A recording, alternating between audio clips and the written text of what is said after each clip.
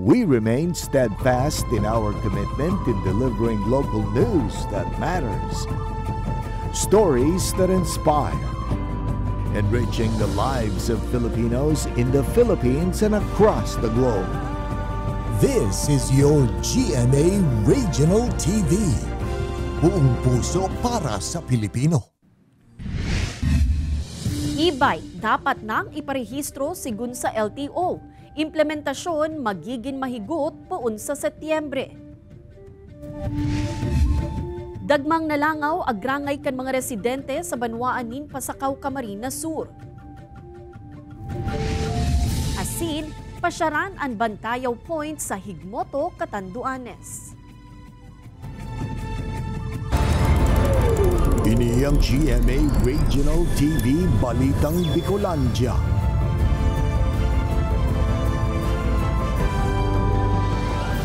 Diyos marahay na hapon mga kapuso, uni na ang Balitang Bicolandia. Hatod niyan pinakadarakula asin pinakabagong mga bareta sa Kabikolan. Kami ang tropa nin katotohanan, mahatunin mga baretang mayong pigkikilingan, mayo nin pigpoprotehiran. Live halidigdi sa GMA Complex sa Naga City, ako po si Kate Dalovieres. Nasa 31 vehicular asin sideswipe incidents na irehistro kan PNR, makalihis ang pagbalik operasyon kan tren na biyaheng Naga Legazpi. Mga unauthorized crossing, pigpupunan ng sarahan kan PNR. Ang detalye sa pagtutok live ni Jessica Kalinog. Jessica?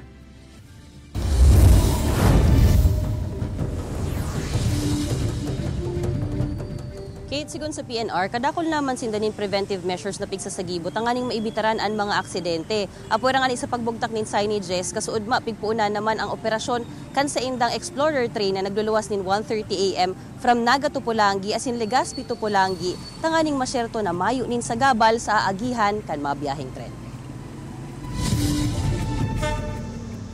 July 27, 2023. Kan mag-resume na ang biyahe kan PNR puon Naga City pasiring Ligao City and vice versa. December 27 kan parehong taon kan palawigon pa ang destinasyon kan biyahe pasiring sa Legazpi City.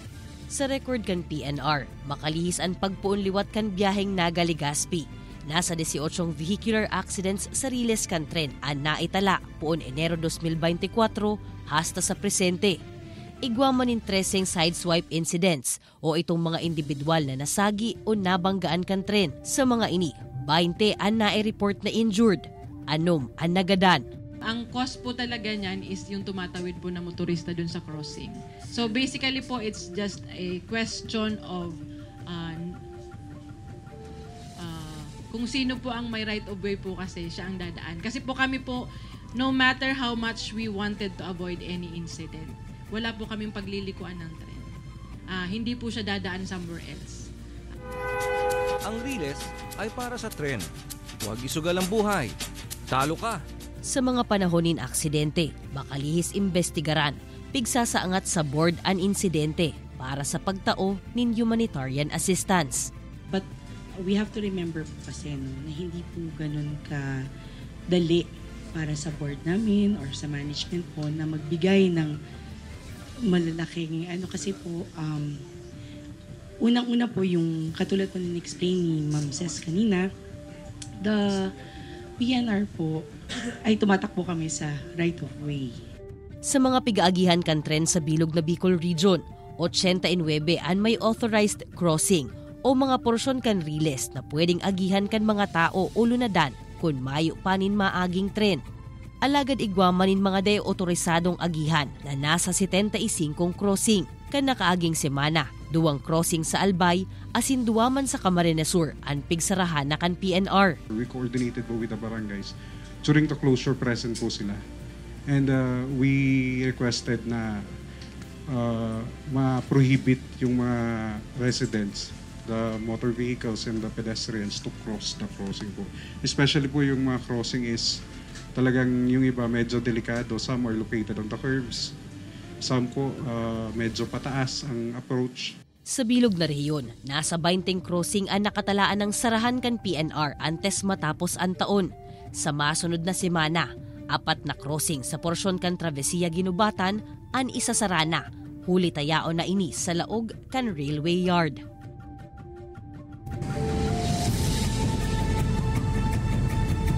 Mga las kita-kita, ano takadakol nin mga unauthorized crossing na na-identify ang PNR na kaipuhan sarahan ngunyan. Sigun kaya sa manhamiento, day coordinated o kadaklan, day coordinated o day pigpaaram sa indaan pagbugtak nin crossing duman sa lugar. Kung marurumduman tangan ikit, kan Hulyo igwaman nin aksidente duman sa Gapo crossing sa Albay, kung sain ito identified man na unauthorized crossing, alagad agihanda ito pasiring sa airport. Kaya sa ngunyan nga ni pigaadalan pa, asin piguurulayan pa kan manhamiento kan PNR, asin kan mga imbueltong ahensya, kung ano ang magiging disposition ka ito. Kate? Alright, Jos Mabalos, Jessica. Nasa 32,000 na bagong botante na idagdag sa voting population sa Camarines Sur para sa mangyayaring 2025 elections. Deadline kan voter registration sa Setyembre, mae-extendir kaya. Aramunta sa report ni Chris Novello. Bago magpasiring sa eskwela, naghapit muna si Alria May sa covered court kan Barangay Karoy-Royan, Pili, Camarines Sur, nganing aprobitsaran ang satellite voter registration kan COMELEC. First time asin makahulugan subot para sa iya na makaboto sa masunod na taon, kaya hiningawa kaini na magparehistro na. Super important po kasi our vote is our voice para maan natin yung problema ng ating bansa. Kailangan natin ng boto ng kada Pilipino, importante yon sa isang tao. Sigon sa COMELEC, haros gabos na COMELEC offices sa Camarines Sur ang nagkukondisir ng ngunyaning satellite voter registration nganing maing kaminar ang mga kwalipikadong botante para sa mangyayaring 2025 midterm elections. Sa katunayan po ka nagsikat ang voter registration kan Pebrero, nasa 32,000 na bagong botante na ang naidagdag sa voting population kan probinsya. Mantang nasa 1.3 million na ang voting population sa probinsya sa pinakahuring ERB hearing. Quarterly subot ang ginigibong ERB hearing kanahensya kung sain nasa 7,000 man na botante ang natanggal sa voter list kanahensya. Huli kan pagpalyar na makaboto ning 2 beses, nag-transfer ning voter address asin, binawian na ning buhay.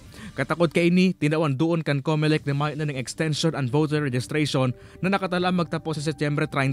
Ngayon po, wala naman po issuance regarding extension of voter registration, and in fact after the September 30 deadline ay filing of certificates of candidacy na po. Mantang nagrarani ang pagtatapos kan pagpaparehistro sa Setyembre, nagaandaman ginari ang ahensya sa posibleng pagruso kan mga last minute na voter registrants. Kay banan si Jovel Obiso, Chris Novello, Balitang Bicolandia. Natumtum nin kalayo mantang nasa tahaw nin tinampo ang sarong pampaserong bus sa porsyon kan Hanawan asin Old Moriones sa Banwaan kan Ocampo, Camarines Sur. Sigun sa BFP Ocampo, pasiring kutaan na sa Banwaan nin Lagunoy ang bus na may lunad ni nasa 10 pasahero na gikan sa Naga City. Sa inisyal na investigasyon, faulty electrical wiring asin sa compartment subuot kan makina kan lunadan nagpuon ang kasulo. Pinurbaran man ining palsukon kan konduktor kan bus gamit ang fire extinguisher, alagad dai na kinaya huli sa marikas na pagdakula kan kalayo. Maswerte mang mayo ni nakulugan sa mga lunad kan nasambitan ng bus. Sa gabos na mga bus, sa mga owner po, ensure na po na equip ang satuyang mga bus ni fire extinguishers. Inat po yan. So, pandawa, i-train ka po ang sa to yung mga conductors and then drivers on how to use the fire extinguisher. Arestado ang 34 anyos na lalaki na nagpurbar na magpuslit nin iligal na droga sa custodial facility kan Paracale, Camarines Norte. Sigun sa report kan PNP, ang barkada kaini na nakakulong asinahampang sa kasong may koneksyon sa iligal na droga ang nakatala ang bisitahon kaini sa lugar. Alagad sa tao kan inspeksyon kan custodial officer, sarong sa shade kan pigtutubudang shabu ang nakuha sa wallet kaini. Tulos man na inaresto ang nasambitan ng persona. Sa ngunyan, nasa kustudiya na kan Paracale MPS ang suspect para sa maninigong disposisyon.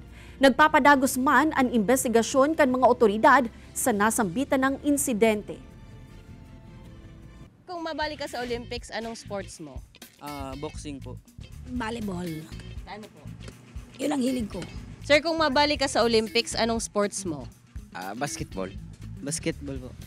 ML po. Ano po, ang hobby ko po kasi ang ML.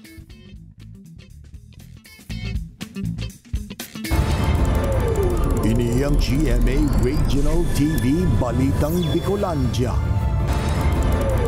Ini ang GMA Regional TV Balitang Bicolandia.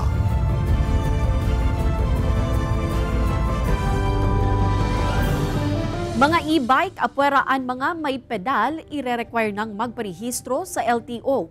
E-bike owners dapat naman subuot na igwanin driver's license. Uya ang report ni Jessica Calinog. Day na subot mapupugulan pa ang pagdakol kan mga e-bike owners sa inman sa nasyon. Kaya igwanan nin pigluwas na memorandum circular ang Land Transportation Office para sa pag-regulate kan mga ini. Sa paagi iyan kan registration sa saindang opisina. Ang mga e-bike na may tulong ruweda, ang rehistro kapareho kan motorcycle with sidecar. Mantang ang iba na duwasan na ang ruweda, motorcycle ang classification. Si mga new registration po nila, nag-start naman kami. 3 years po ito, pero pareho kang motor.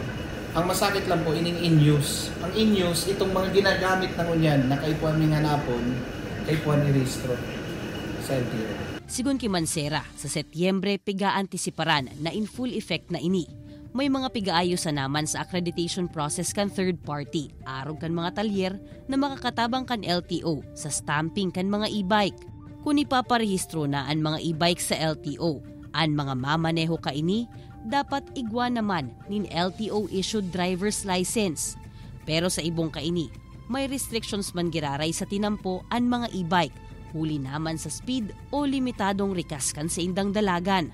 Si Jean kan E-Bikers Association of Naga City, suporta daa sa lakdang na pigigibo kan LTO para sa mga e-bike. Kasi yan ang iniiwasan tan mga aksidente. So paano kita paano ta mahabol ang mga kumbaga naka-aksidente kung dahil registrado. Sa pagpaparehistro kan e-bike, dahil subuot kabali ang mga igwanin pedal. Piglalao man kan LTO na sa implementasyon kan e-bike registration, mahahali na ang mga aki o menor de edad na nagdadrive din e-bike. Ini si Jessica Calinog, Balitang Bicolandia.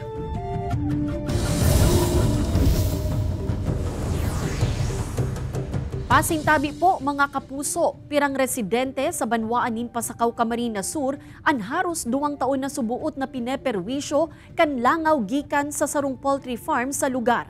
Anaksyon kan barangay, aramunta sa report ni Chris Novello. Sa ibong kan makusog na parong kan kemikal, nag-i-spray man giraray sa luwas kan sa indang residensya, si Arnulfo Dasyan kan barangay Kuko, Pasakaw, Camarines Sur. Apwera ka ini nagagamit man sindan ng sticky paper huli sa dagmang na mga langaw nagikan subot sa poultry farm harani sa lugar. Haloy na ni malangaw digdi sa mo. Grabe ang langaw, maski pa makagadan na kami digdiyo sa araw kaling sistema. Ang mga makuapo man kayo na sinipapang residente sa lugar, nagkakahiling na subot huli sa nasambitan ng mga langaw. Nag-uudo-udo ng mga makuapo ko hindi. Ito dati, dahil man yan. Taong 2022 pasubot kan magpuon ang problemang inikan mga residente. Sigun sa barangay na iman inutob kan poultry farm ang kasunduan sa barangay na isarado para mentras ang lugar huli sa mga langaw. Ang barangay council po, nag-iisip na mag-iibuning resolusyon para sa Banwaan tapos sa DNR na magsurat po kami gustong sabihin na para maimbestigaran ang poultry farm na iyan dahil po sa perwisyo. Alaga depensa kan manhamento kan farm may permit to operate sinda. Gikan sa DNR-EMB kaya nagpapadagos ang sa hindang negosyo. Normal malang niyata. Gusto na po bagang yan, taglangaw na naman. Pero naman kami nag-action na para ma-alin yung mga langaw. Kang mga kaaging aldaw, nag-i-spray po kami dyan sa luwas, nililig kami sa mga palibot para ang langaw di magpararluwas.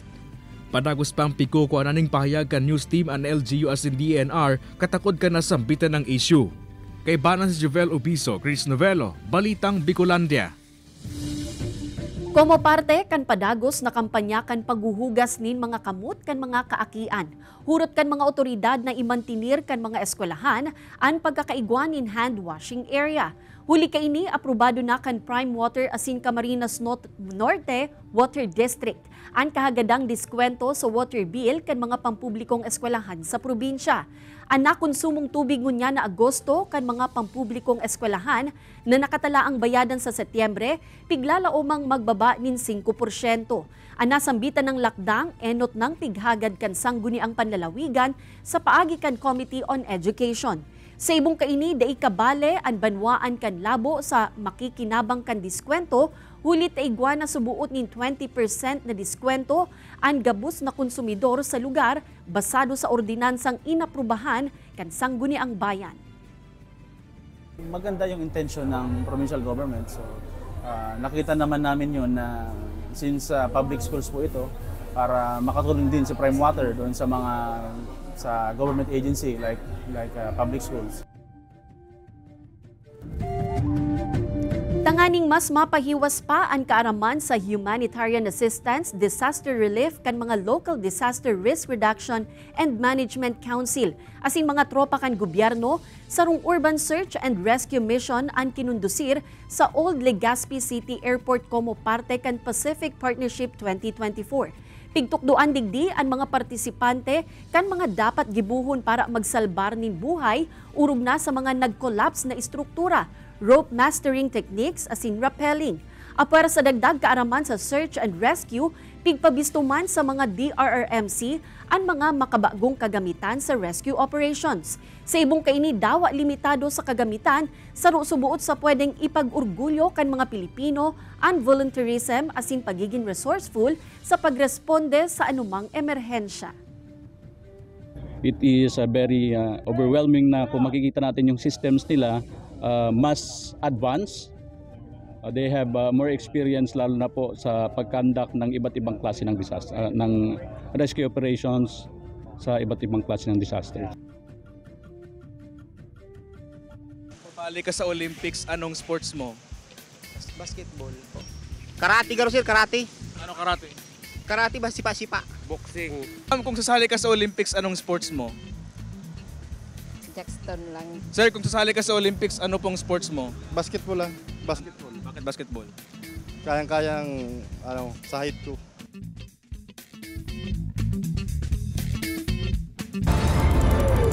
Ini ang GMA Regional TV Balitang Bicolandia.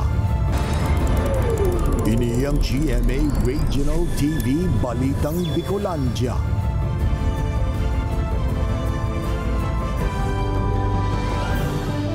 Pagbabago sa entry asin exit point sa Maynaga Central School, nakakatabang subuot ngunya na urog pang mainaan ng traffic congestion sa May Peña Francia Avenue. Mantang pagbisto sa katuyuhan kan mga bike lane, may higit man na pigtututukan ngunyan kan LTO Bicol. Uyan report ni Jessica Calinog. Kung dati, pag mapasiring sa Naga Central School, malaog ka sa May Jacob Street asin anluwas sa May Peña Francia Avenue. Ngunyan, baliktad na. Ang gabos na palaog na lunadan sa Naga Central School sa Franciana an Agi. Sa May Jacob naman an paluwas. Ini ang pinurbara na ipautob kan Naga City Public Safety Office kasabay kan traffic congestion sa porsyon kan magkahararanihan na eskwelahan. Ura-uradang iya kamo maka-i-receive. Maintindihan ta po na operational period iyan on site duman mismo na hiling so pangangaipon ng intervention. So dahil parte iyan kang trabaho mi, ito susaro sa naging responde. Sa tabangan ni kaini, nahiling na mas guminian pa ang bulos kan trapiko sa kalabaan kan Peña Francia Avenue. Ang plano kan PSO, obserbaran mo nanin sarong semana, asin kun maray ang epekto, sa indang irerekomenda na ipadagos na ini for long-term intervention. Mientras tanto, padagos man ang pigigibong clearing operations kan PSO sa mga nakaparadang lunadan sa pigpapangalad na mga lugar sa syudad. Pigpuuna naman ang implementasyon kan anti-jaywalking ordinance. Lauman naman ang pagsitar asin pagtiket kan LTO Bicol sa mga pigdesignar na bike lane sa mga tinampukan rehiyon. Susug ini sa kasuguan kan Malacanang. Siguro mo niyan ang facing ta kasi mga nagpa-park po muna sa may loob ng bike lane.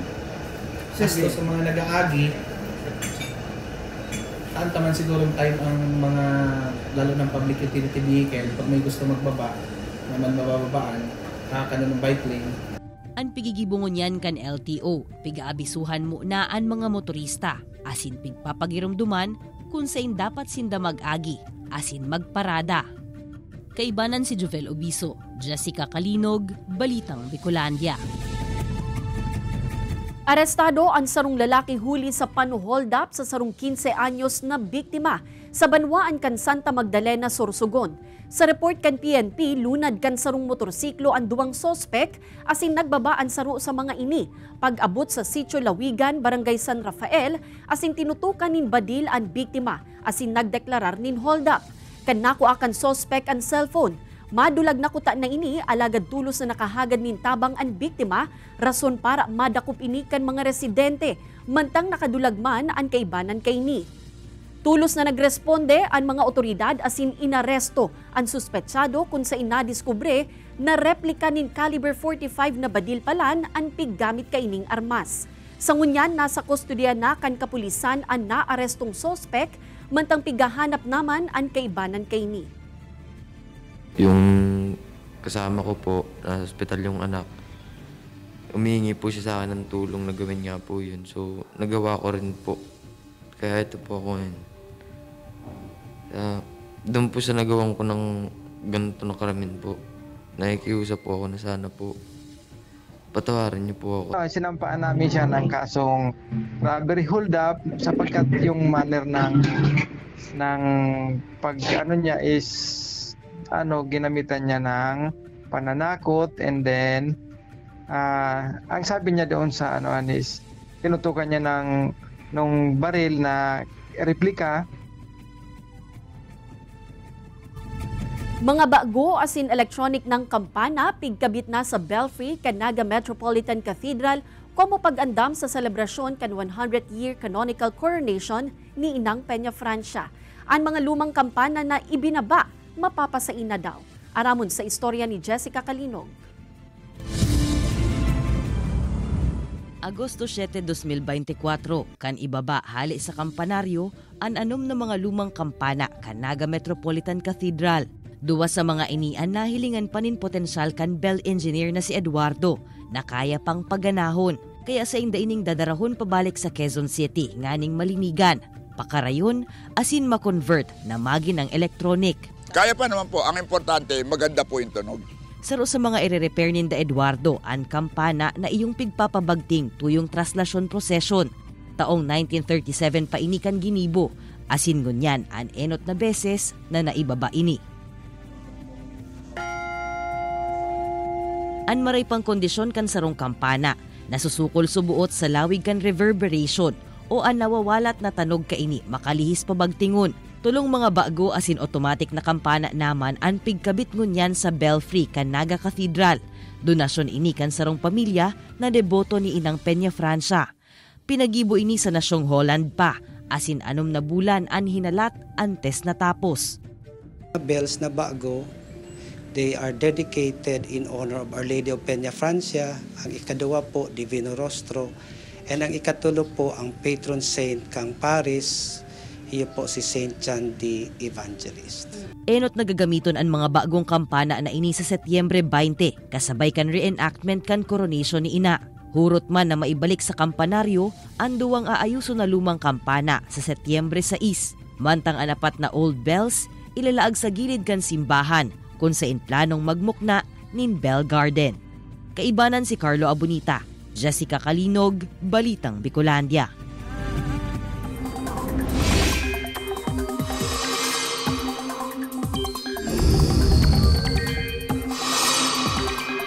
Mga kapuso, padagos na mapauran ang southwest monsoon o duros habagat sa dakulang parte kan nasyon.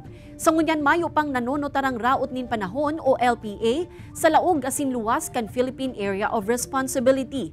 Base sa datos kan Metro Weather, pirang parte kan Camarines Norte, Camarines Sur asin Masbate ang makaka-eksperyensya nin mga pag-uuran ngunyan na banggi. Uuranon man ang dakulang parte kan nasyon, kaya magpasiguro po kita pirminin payong mga kapuso. Lugadan ang sarong menor de edad na lalaki makalis ma-hit and run kan motorsiklo sa Maharlika Highway sa Banwaan kan Bulan, Sorsogon. Sa inisyal na investigasyon, marikas ang dalagan kan motorsiklo na pasiring sa direksyon kan Irosin alagad pag-abot sa lugar, aksidente kaining nabangga ang aki. Nagsapo ni lugad sa lawas ang biktima na tulos man na idinalagan sa ospital. Sa ngunya, nakikipagkoordinar na ang kapulisan sa LTO tanganing masusug ang rider na nagmamaneho kanasambitan ng motorsiklo. Makakatabang man subuot sa pagsusog sa pagkakabistuhan kan rider ang cellphone kay ni na nahulog makalis mangyari ang aksidente.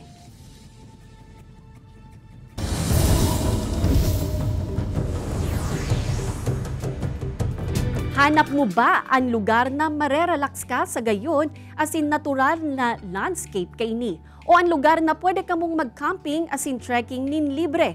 Gabus yan pwede nang ma-enjoy sa Malaparaisong Bantayaw Point sa Barangay Sikmil sa Banwaan kan Higmoto, Catanduanes. Mahiling digdi ang view kan rolling hills as in ang kadagatang Pasipiko. Gikan sa town proper kan Higmoto, haros 30 minutos ang biyahe pasiring sa lugar as in 10 minutong lakaw naman pasiring sa mismong destinasyon. Pigsyarto man kan lokal na gobyerno na padagos nindang piglalapigutan na mapakarhay ang access road pasiring sa lugar tanganing mas mapakarhay as in mapadali ang agihan kan mga turista. And after camping po, syempre, yung ating mga basura dapat po mailagay sa tamang tapunan or pakidala na lang po after the camping. Always welcome po lahat, magpa-local, magpa-domestic or sa lahat, international. Nagkaroon na tayo ng tourism road diyan, ngunit kapos pa ng ilang metro. Pero for this upcoming year, meron kaming proposal sa tourism department. Madadalan ang episode ni asin iba pang pinakahuring lokal na bareta sa official website kan GMA Regional TV, www.gmaregionaltv.com. Pwede man kamong magbisita sa samuyang official YouTube channel, GMA Regional TV, asin i-click ang subscribe button para sa pinakamaiinit na bareta hale sa man iba-ibang rehiyon. Mabalos sa mga kapusong Bicolanong nagantabay, maging sa mga kapuso nyato abroad. Ninhulita sa GMA Regional TV, Local News Matters. Asin yan ang pinakadakula asin mainit na bareta sa Kabikolan. Happy weekend mga kapuso, ako si Kate Dalovieres. Kami ang GMA Regional TV Balitang Bicolandia, bilog na puwersa para sa mas dakulang misyon asin mas mahiwas na pagsilbi sa nasyon.